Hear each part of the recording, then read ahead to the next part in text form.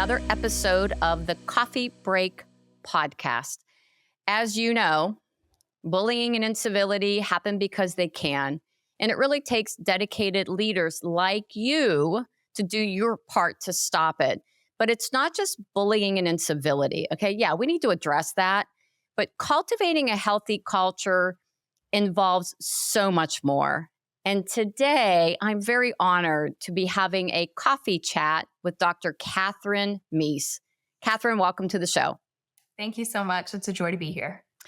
Really excited to be able to talk with you just because your background and the work that you do is just so in alignment with not only what we're doing at the Healthy Workforce Institute, but what the literature and the studies are showing. Like, this is what we need to focus on. So I want to tell you a little bit more about Katherine. She is a scholar, okay, in the field of organizational behavior in healthcare. And she also focuses on leadership and well-being. And those should be, ding, ding, ding for you right now, because those are really hot topics. She is the best-selling author of 3 books, including her newest volume, The Human Margin, Building Foundations of Trust with Our Mutual Friend, Quint Studer. And I have it on my list. I've got to read it because I was just looking at just the summary of it. And I thought, oh my gosh, I think every leader needs to read this book. And you're also an assistant professor at the University of Alabama in Birmingham. And you really teach and mentor graduate and doctoral and executive students. And so you really have your finger on the pulse of what's happening out there. Because it's funny, even when I was in my graduate program, I was in a lot of classes with other executives. Oh, we talk, okay? we talk about everything that maybe we wouldn't talk about in our workplaces. And so I'm sure you have learned a lot, not only with the research that you've done, but with the mentoring and the teaching that you've done with this group. So I know you've done a lot of research on trust. All right, tell us what you found out. So tell us a little bit more about how trust can affect the workplace and what you've discovered with your research. Right. So, trust is nothing new. We all know that it's important for leaders to build trust. But I think what we found in our research that sort of shocked me, and, I'm rerunning the results, like, let me just make sure that I'm doing this right, is that of all the things, we're really looking at turnover and tension, right? What causes people to want to leave an organization? And of all of the things that we measured, trust in senior leadership was the number 2 predictor of whether or not someone wants to leave the organization. And trust in supervisor didn't even make the top 10, nor did compensation. And so for me, it's really interesting because there's so much conversation around, oh, it's the manager, it's all about the supervisor relationship. And yes, that matters and it's important. But I didn't expect to see that senior leader trust take such a prominent role. That was a shocking finding for me. Wow, because you're right. I always say it's that frontline manager, it's who the boss is in that department that determines the culture. And while that is, in part true, the role of the senior leader, according to your research, plays an even bigger role. And actually, though, it makes sense. I had a client. We were on site doing work there, and we were talking with their team members or staff. And they said what makes them feel appreciated is when the senior leaders actually spend time in their department, that they come and they round in their department. Okay, so we need to unpack this a little bit more. So tell us more about that senior leader role and how they help to either establish trust or not. Yeah, so I think when we started to unpack this a little bit more, another way to think about it, because I was trying to understand, what is it about that senior leader role that's so different than the manager level of trust? And so when we started to unpack it, what we found was that really, you might rephrase it like this. Of course, your relationship with your manager matters, but ultimately, if I don't trust that this organization is run by people that are honest and ethical, I'm not going to stay here. I don't feel safe, right? My manager can only protect me from so much if I feel like the people above are not trustworthy people. And so I think that's why we ultimately see that plays a bigger role in people leaving. Very much to your point about rounding, when we ask people, how do you want to be recognized or appreciated? It was very much the same as you've mentioned. People said, I want senior leadership to come down here and see what they're asking me to do. It wasn't visibility from their manager. It wasn't visibility from their director level. It was senior leadership. And I think that desire sort of, or that phrasing is reflective of the bigger desire of, I want to be seen by the organization and Right. I want to feel like I matter. I want to be seen and I want to matter. And until the very top sees what I do here, I'm not going to feel that. This is probably a big shift for some of our senior leaders who have been in their role for a long time. We refer to them as, the C suite, and, they've got their executive offices. And sometimes those offices are not even in the hospital or in the organization, they're off site. Now, I would say, I don't know, maybe most of them are on site, but I've worked in organizations that the C suite, their office was in a different building. And I think back in the day, there was that separation and that was the norm.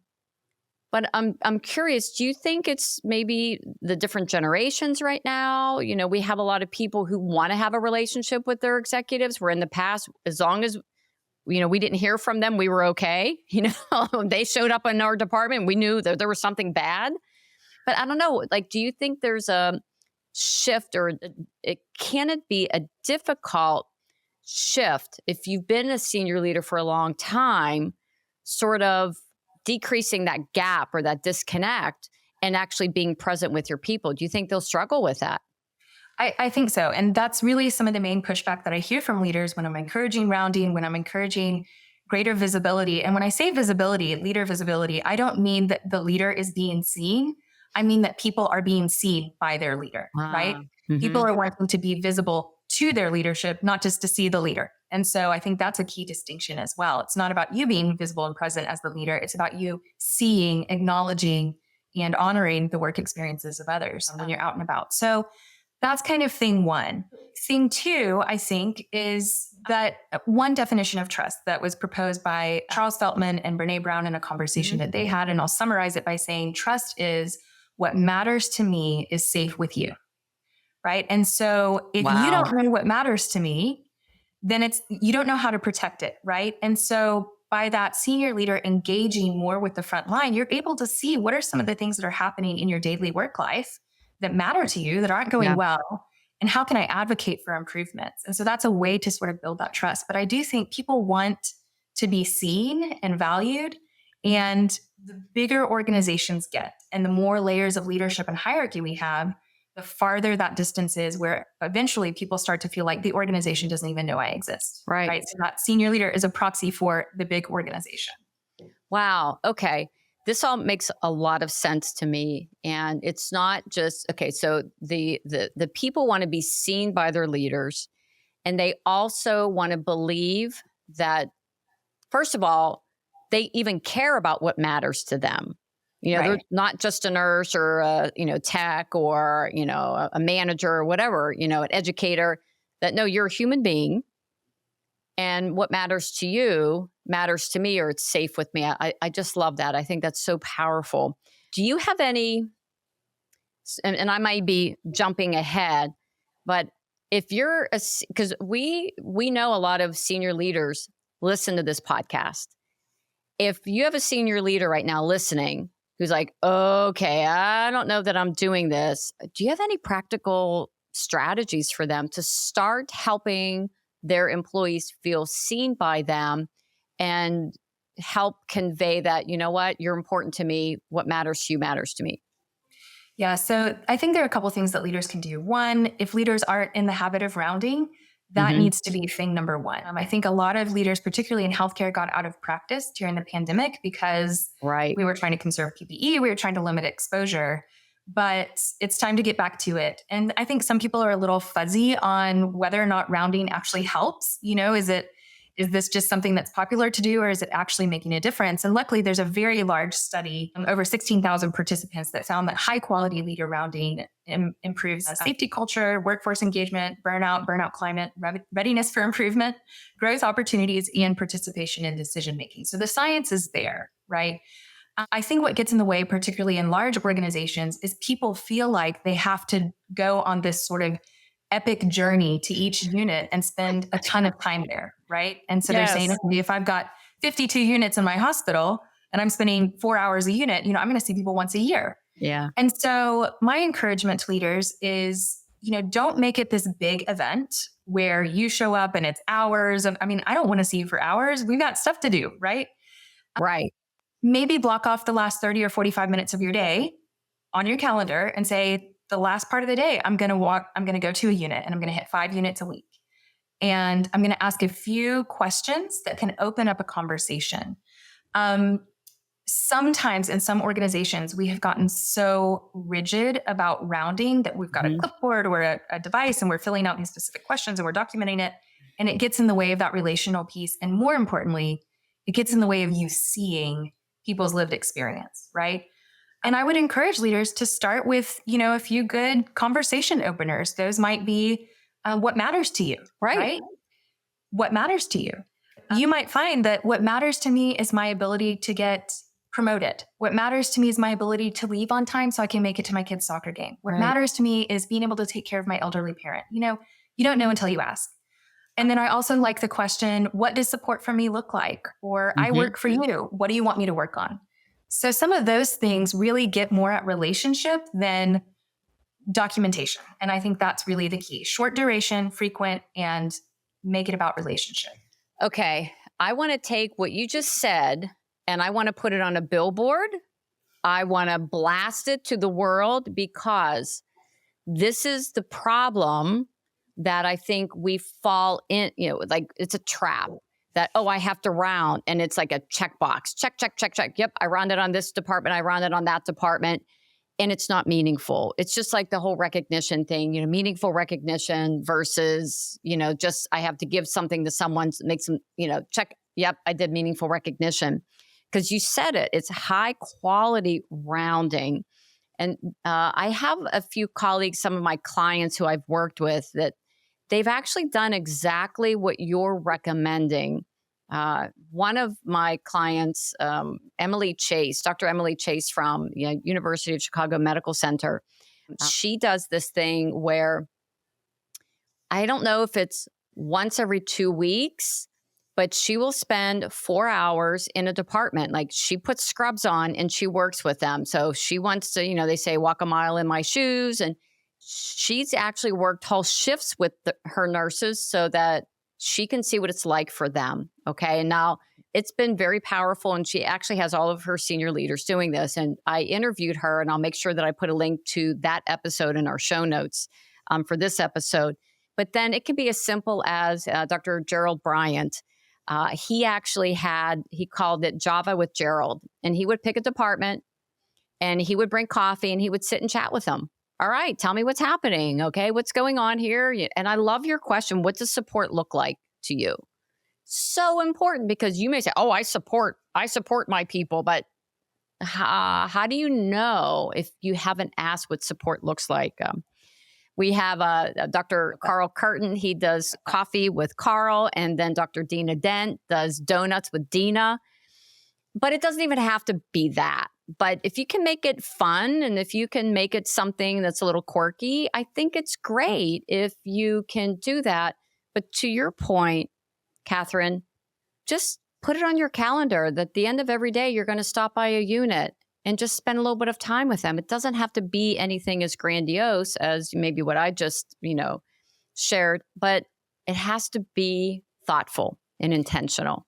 It has to be thoughtful. And I think we should also be honest about, it's going to be awkward at first. It's going to feel weird. You're going to be uncomfortable. I think we just have to get past that. It's not, people aren't going to welcome you with open arms and say, we've been waiting for you, we're going to hug. You might get some heat or hostility or people will be skeptical, are you here to spy on us or get in trouble or who even are you?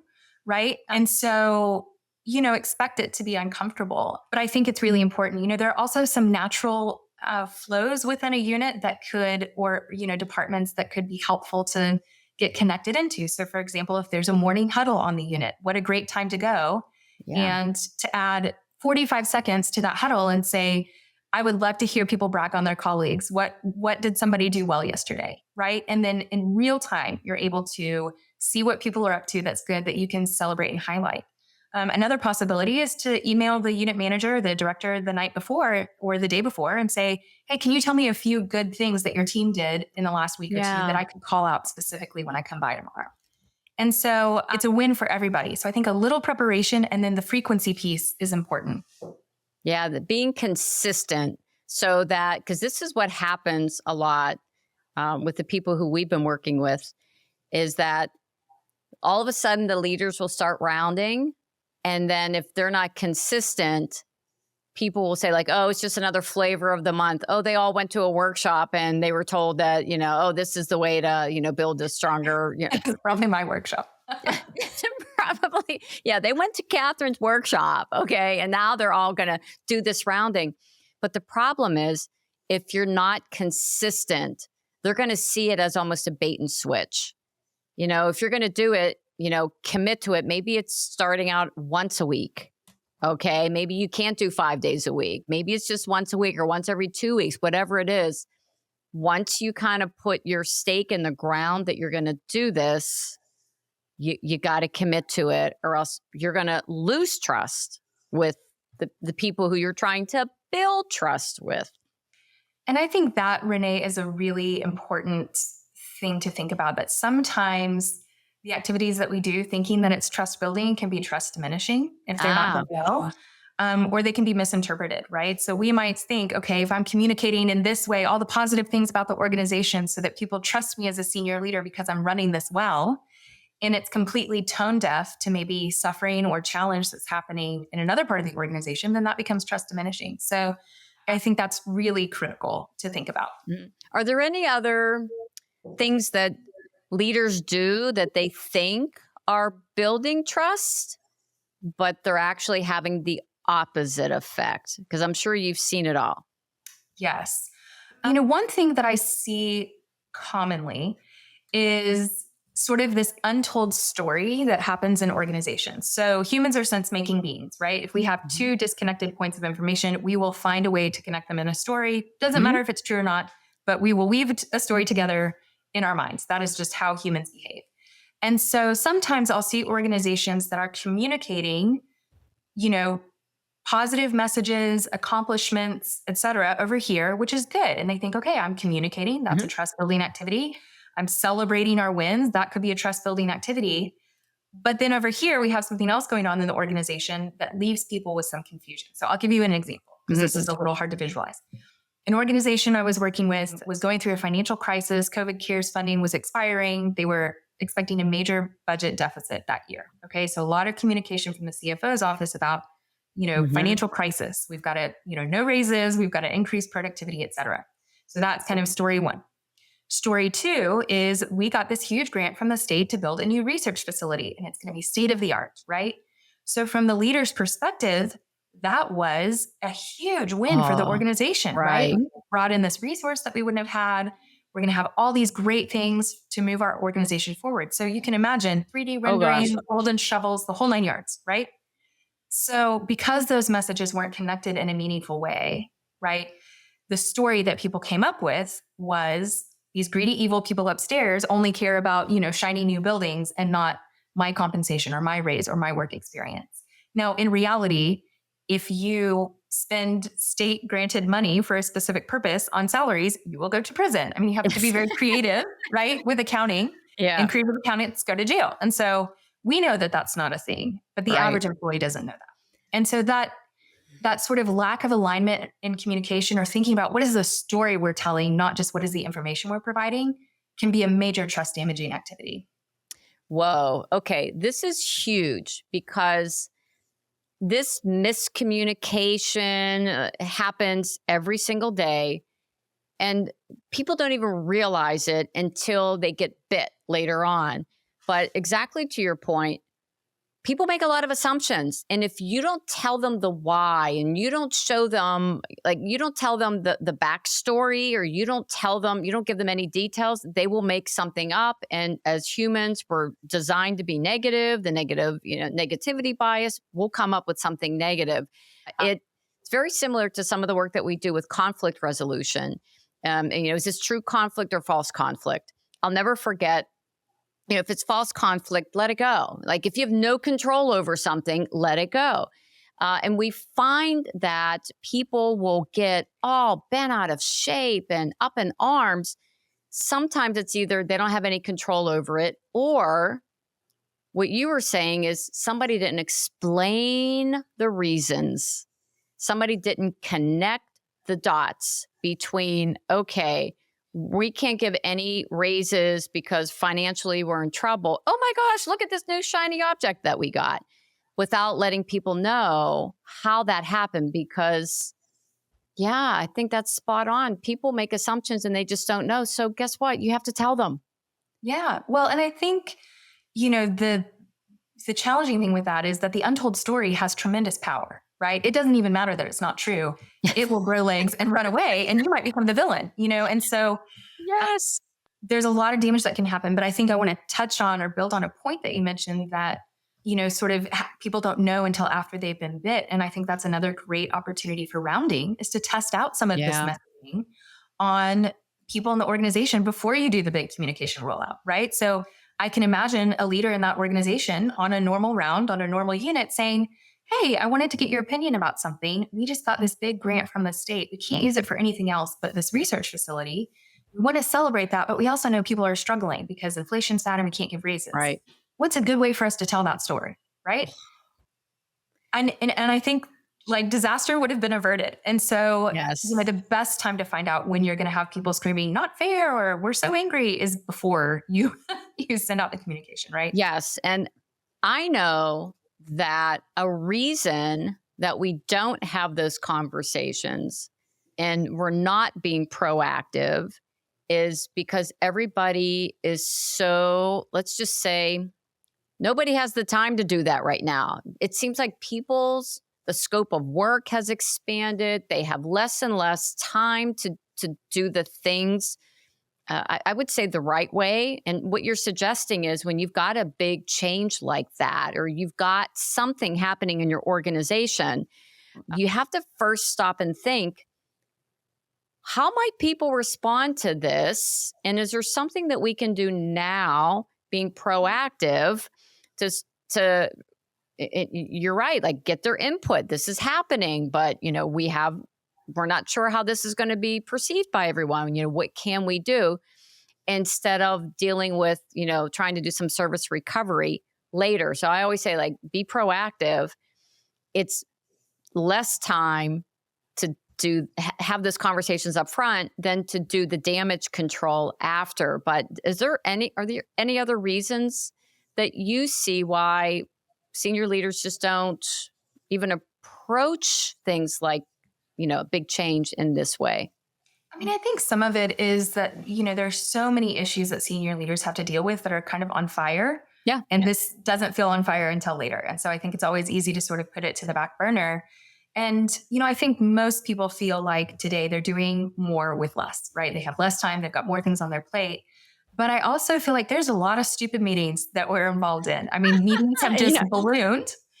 And so we got to get rid of some stupid meetings, and I think really rethinking meeting culture in the organization is important. Does it have to be 30 minutes? Does it need to be in person? Can we resolve this in a phone call? I mean, are there ways to sort of free up the calendar a little bit and to model that for your team, to say, it matters to me. It's my priority that there's time on the calendar where we're out with our people doing the work.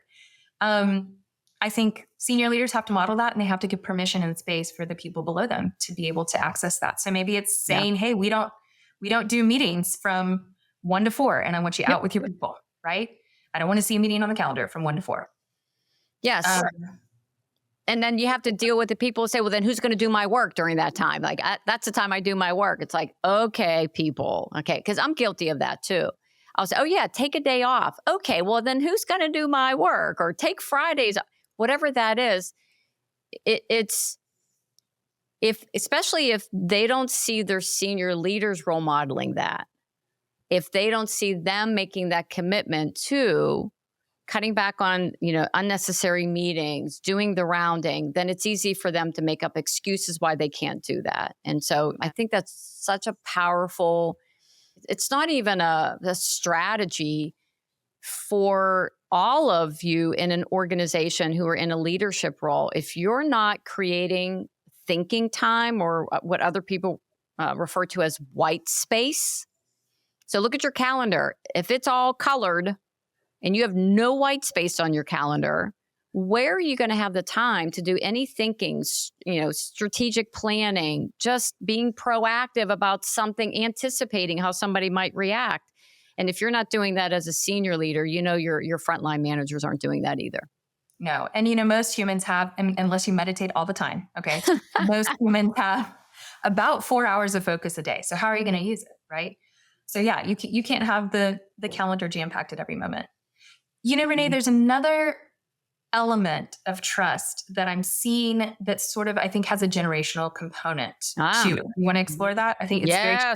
Are you kidding me? I just interviewed someone about generational challenges, and I think that episode's coming out in a couple of weeks. But this is really impacting the workplace, the culture, and leaders really need to be skilled and sort of, I don't know, not managing the different generations, but understanding them and learning from them. So yes, I would love your input on this. Yeah. So, I think the research is really mixed on generational differences. Mm-hmm. A lot of times we blame things on generations that are just humans wanting human things at work. Yeah. I think we're also seeing a lot of change post-COVID as people sort of reevaluated, oh my gosh, my life is short. What am I going to spend my time doing? Not stupid stuff at work. And so some of those things are not generational, right? But we kind of lump them in. But one of the things that I am seeing that I think has a generational component is this much elevated desire for transparency from leaders, mm-hmm. particularly around their decision making. So let me give an example. Particularly for Gen Z, but also for some millennials, they were born and raised at a time where technology was prolific, the internet was a thing, 24/7 news cycle, et cetera, but also where there was an awareness that anyone can put anything online. And so you have to be very suspicious. My kids are 6 and 8 now, and they are already taking, getting education at elementary school about how to find a trustworthy source on the internet. Wow. So I know, right? I was like in my 20s. So with that, these new generations have grown up with, I think, a healthy skepticism of what information am I getting? Where is it coming from? What's the source? What's the context? Because they've had to constantly filter just a vast amount of information that's coming at them in a way that other generations haven't had to. And so I think where I'm seeing that play out in leadership is that I don't want to just know what decision you've made. I want to know what data you used, who you talked to, who was at the table, what options you considered and didn't take, why. There's sort of this much lower willingness to accept a decision at face value than I think we have seen historically. And so where I see leaders get tripped up sometimes is they say, well, okay, we've made this decision and it's the right one and we're moving on, and people are like, wait a minute, we need to do some investigating here. Wow. And that's something that I'm seeing leaders kind of struggle with, these sort of demands for radical transparency from their younger employees because it's new. I never thought of it from that perspective, but it makes total sense that back in the day, and I'm a Gen Xer, whatever my boss told me, okay. Whatever decision our CNO and CEO and they all made, okay. But not so much anymore. And I think that's really important, no matter what level of leadership you're at. And it is something that we reinforce with the leaders who we work with. If you're going to ask your employees to do something, you have to tell them why. Okay, you have to give them the backstory, you have to tell them the reason. But what you're talking about, Katherine, is really taking it to the next level. Here's the data. Here's how, what resources we access. It's not just why, but to provide them with a level of detail that maybe we're not comfortable or used to providing. But again, I'm going to go back to the more proactive you can be up front, the less damage control you have to do on the back end. So, wow, this is, I think, not only incredibly important for leaders to recognize that they do have employees who want the details and they want to know the data source. I never connected it though to the generations and the technology and the filtering and all of that. So that's so fascinating to me. Okay, well, I'll tell you where this thought came to me. Okay. Is I have a family member who is in the boomer generation Mhm. and routinely sends me links to like whatever crazy news stories that are clearly not real. And, so I have to sometimes gently respond like, okay, well, did you notice that the website was ifoundsasquatch.com or like, Bigfoot.com? But there's not even like a registering that it's on the internet, so it must be true. And so I think that sort of got me thinking about how differently even I approach, and I'm an elder millennial, if you will. So how differently even I approach whether or not I believe something that's sent to me. And I think people are doing that, sort of making that calculus in the workforce. And Gen Z is that on steroids, right? I mean, they were learning this from day one. Oh my gosh. I am so like the boomer. I believe it. Now, I don't necessarily believe everything I read, but my tendency is to believe it until someone says, wait a minute. And I've done this. I used to teach a nursing research course.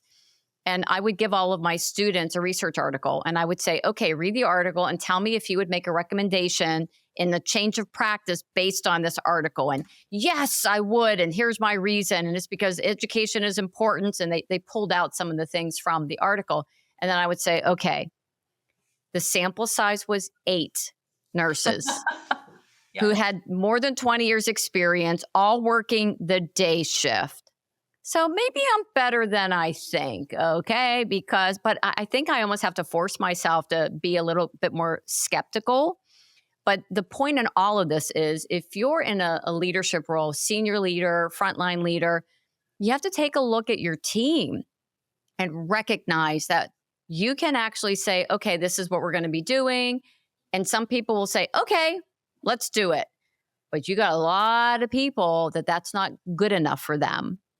And to provide them with that level of detail and be prepared to do that. I always say, like in any audience, you've got people who are left brain and people who are right brain. So you got to appease both. You got to tell the story, you've got to give them the data, and you've got to find a way that message, really relates to both groups. And now we're adding the generations in there too. So, okay, we've talked about a lot.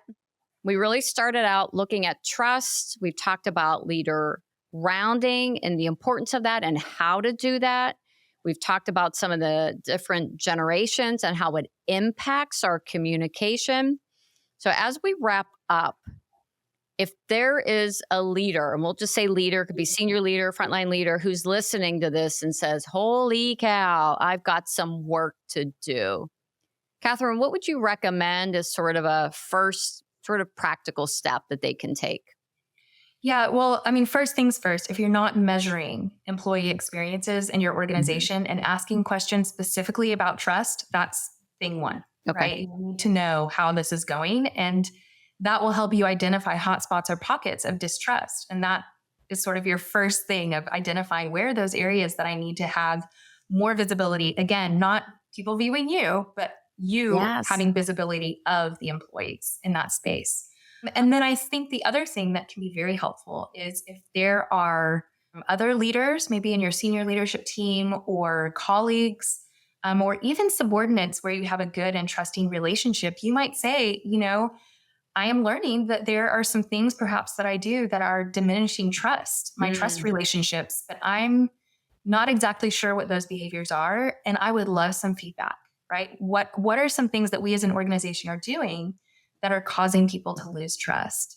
If you don't think people will give you an honest answer, like you want the 2 drinks and happy hour answer, right? Yep. If you don't think people will give you an honest answer, then ask an open-ended question on your next engagement survey. What do we do that damages trust? And I guarantee you people will tell you. If it's anonymous. If it's not anonymous, they may not tell you. Yeah. So I think if you're not measuring and capturing that, that's thing one. Thing two is I think apologizing and forgiveness is so important. Sometimes, and particularly in healthcare, we just, we make a decision that's maybe suboptimal, or we do something that doesn't go super well, and we just sort of move on and hope everyone forgets about it. Yeah. And what I've found in looking through thousands of employee comments over many years is, these things hang on like a barnacle, like they're not going anywhere. And so, there's that thing that Janice did in 2014 that's still showing up in the employee engagement results. And so Yes. luckily we know that asking for forgiveness and being forgiven and forgiving others all have good scientific benefits. They improve physical and mental health. They improve organizational performance, creativity, and innovation. And so if you don't have a practice of apologizing often when you mess up, that's the next top thing to be doing. And so Wow. I would say those are sort of two things to start. And then, from there, the third thing I would say is making sure that your middle management team knows how to answer hard questions. Sometimes we see reduced trust in the senior leader because that middle level of leadership gets asked hard questions by their employees. And they don't really know how to answer. And so they throw you under the bus, right? Exactly. It's Oh, I exactly asked what I for was your raise. thinking. Mhm. Yes, I asked for your raise, but those greedy, evil people upstairs said I no. And know. right, so that they save face. And so get them together and say, what hard questions are you hearing? How can we work out an answer together that positions the organization well and, that is authentic? Because ultimately that backfires, right? If I feel like the organization is run by evil, greedy people, I'm not going to stick Mhm. around. So I think those Yep. three things can really be instrumental in starting to build or rebuild trust in an organization. Um, this is so helpful uh, because I know a lot of leaders are struggling with this, and you've included so many great strategies. You always start with, where you are, collect the data, ask for feedback, find out how you're doing as far as trust.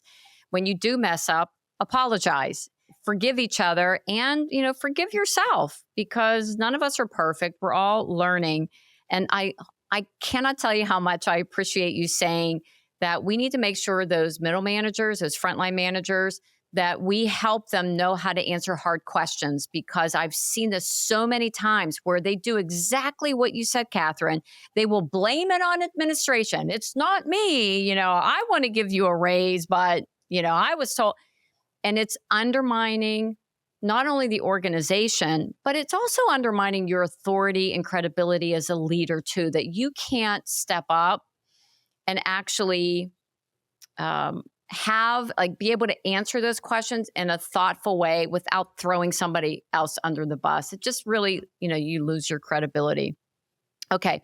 This was such a great conversation. I hope every single leader in the world listens to this right now because we're in, I think, a trust crisis, especially in healthcare. And the practical strategies that you've shared with us is really going to get every leader who's listening to this or watching this on the right path towards a trusting environment.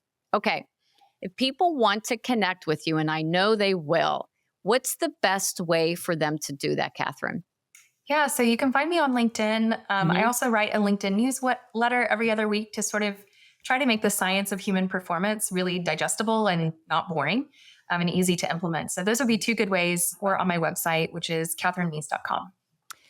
So I was, preparing for this and I was all over her LinkedIn profile and her newsletter and her website. And it's just fantastic resources. So I highly recommend that you connect with Katherine on LinkedIn. Check out her website. We'll have all those links in the show notes. But I do have to bring up, I was looking at your keynote topics on your website. And the one that caught my eye was lavender oil won't fix things. And it's really strategies for burnout. I'm like, oh my gosh. Yeah. It's like, look, I love me some good lavender oil, but it's not going to fix your burnout problem. Like I always say, giving everybody pizza is not really considered meaningful recognition. I mean, you want to give people pizza, give them pizza, but you have to look at what is the real problem and fix the real problem, not sort of, I don't know. Tell people to fix themselves. Yes. Oh my gosh. This was so helpful. Thank you so much for being a guest on my show. It was really nice having this conversation with you. Like I said, I think a lot of the work that you're doing is in alignment with everything that we're doing here at the Healthy Workforce Institute. And I'm really grateful that Quint introduced us and helped make this happen. So thanks, Quint, if you're listening. Yay. Thanks, Renee. It's been great to be with you. Thank you. All right. And thank you, listeners who are either listening right now or if you're watching. We know you're busy. However, what this tells me is that If you're listening or watching, it's because you are committing to developing yourself as a leader so that you can better lead your team. So I just want to thank you for being here too. And if you really like this episode, if you can please rate it, post a review, and share it with others. Remember, as we started this session, bullying and incivility happen because they can. It takes dedicated leaders like you to do something to stop it. So thanks for being here, everyone. Take care. Bye.